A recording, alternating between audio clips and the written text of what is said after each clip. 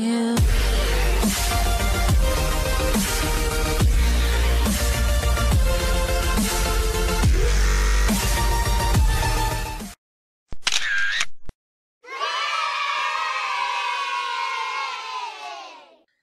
Sa magaganap na subastahan po mga ka-Vertusio, magkikita-kita po tayo doon. Sa Pangasinan po ito, isang bayan po sa Pangasinan na magkakaroon po ng piyesta sa bayan na yon. Ang magiging highlight sa kanilang subastahan ay ang mga uncirculated coins. Pag sinabi nating uncirculated coins, dalawa po ang rason dyan. Either konti lang po ang mintage na ginawa, or yung coin na hinahanap ay hindi na ipasa-pasa, walang torn, walang wear po ang coin na yon, kaya siya uncirculated. So, ibig sabihin, yung coin na yon ay intact, maayos pa, maganda, makintab. Okay po? At konti lang kasi ang ginawa ng coin na yon nung mintage, nung produce po ito ng BSP, kaya naging rare po ito. Ibig sabihin, kapag rare po, in demand po siya.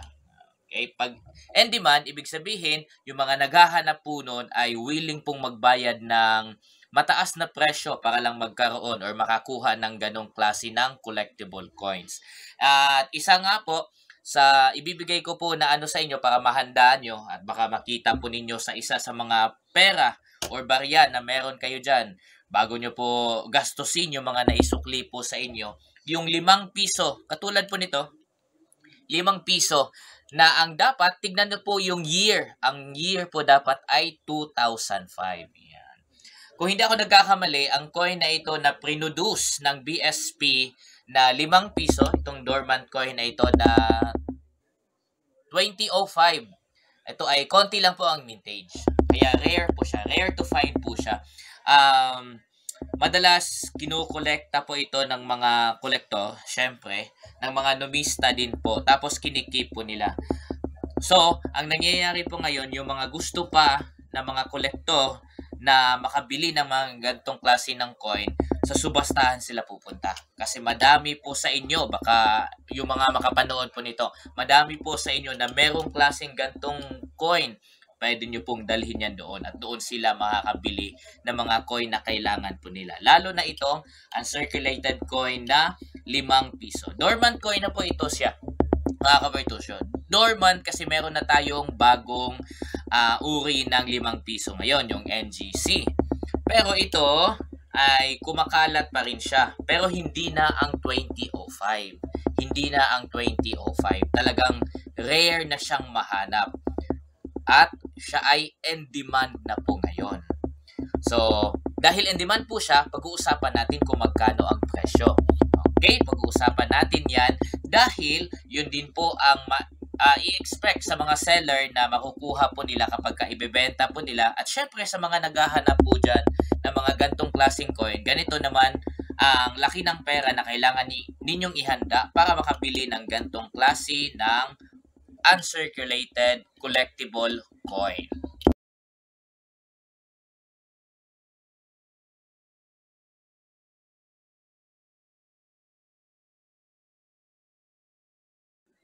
Sa regular na bentahan ng coin mga ka-Vertusio, for example, collector to collector transaction lang, seller buyer transaction, hindi po siya sa subastahan mangyayari. Okay? Kahit tignan nyo po sa mga video nila Barya Collector, sila Sir Alan, at marami pang mga legit. Yung mga legit lang po na mga coin collector po na makikita po ninyo sa FB or sa YouTube.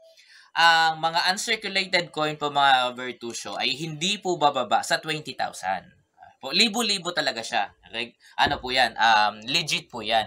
Kasi sabi ko nga po sa inyo kanina, ang mga uncirculated coin ay rare to find. So kung kunwari ako ay naghahanap ng gantong klase ng coin at gusto ko itong mapabilang sa akin koleksyon, then gagastos po talaga ako para makabili ng coin na ganito. Okay po? So regular transaction, 20,000 po yan. Wala pong bababa po doon. Or kayo kung matawaran nyo naman. Or sa mga seller, kung kayo din ay babaan nyo naman ang presyo, okay lang din naman yan. Basta kapag sinabing uncirculated coin, hindi po yan bababa sa 20,000. Usual or common transaction po yan. Okay? Kasi ang coin po na binibenta natin dito ay rare to find. talagang dudumugin, kumbaga, dudumugin talaga siya ng mga collector na talagang fanatic sa pag-collect ng mga coins. Lalo na ang mga ganito na in demand at saka rare to find. Okay? Next naman, kapag kunwari, katulad po nitong buwan, merong subastahan po tayo. Pangasinan po tayo, Pangasinan. May di ko kuha eksakto yung yung bayan. Basta isang bayan sa Pangasinan na may piyesta ngayong buwan, tapos doon po tayo. May subastahan po ng coin po doon. And uncirculated coin ang hinahanap po doon. Ngayon, sa subastahan po kasi may bidding price po yan. Starting bidding price po yan. Kapag subastahan, kahit saan naman po ito, either Mindanao, Cebu, or Luzon, or North Luzon, ang starting bidding po kasi kapag coin ang sinusubasta, it's 30,000. 30,000 po ang simula ng bidding na yan. Ngayon, ang pinag-uusapan natin dito ay rare coin nga po. So, rare coin. Ibig sabihin, in demand. Madami ang naghahanap. Konti lang ang tawag nito. Konti lang ang may meron. Konti lang. So, ibig sabihin, kapag ikaw ay seller, it is your pride to have one. Or many kung meron ka man na madami po dyan. Ngayon, pag ibebenta mo ito, nasa karapatan mo na mataas ang magiging price po nito, lalo na at nasa subastahan ka. Kasi syempre, pag pupunta ka sa subastahan, ihahanda mo po yung coin mo, tama po? Yung coin mo, papagawa mo pa yan ng papeles. Authenticate niyo po yon bago niyo po dadalhin sa subastahan. Okay po. So, syempre, gagastos ka ng konti po doon. Kaya tama lang po yun na ang starting bidding price ng magiging coin po ninyo ay 30,000. Now, tataas po yan. Syempre, kasi in demand ang coin eh. Ang coin na dala po ninyo ay in demand. In demand po siya dahil uncirculated. Okay? Ibig sabihin, rare to find. Okay? So, yung 30,000 na yan, starting bidding lang yan. Pagdating sa subastahan, sa start po niyan ay pwede pa niyan tumaas. Okay po, pwede pang tumaas ang presyo ng coin po ninyo. So, dalawang option po yan kung paano niyo ibebenta ang inyong mga uncirculated coin, lalo na ito, 5 piso, dormant coin, 2,005 po ha, 2,005 po ang year. So, dalawa ang option. Bibenta po ninyo in regular transaction sa labas, 20,000. Or kung gusto man ninyong makipagtawaran po doon, walang problema po yun. Now, kung ready naman ang coin po ninyo at gusto po ninyong dalhin sa subastahan, it's 30,000 na. Okay po, yun po ang presyohan ng uncirculated coin. Okay, so nasa inyo po yun kung paano nyo po ibebenta. Okay, I'm just giving you the idea kung ano ang magiging price, lalo na sa mga coin na ito na in demand dahil uncirculated coin po siya. Okay po, so pag sinabing uncirculated po ulit, in demand, mataas ang value. And, syempre, kita-kita po tayo sa subastahan. Ngayong buwan, Pangasinan.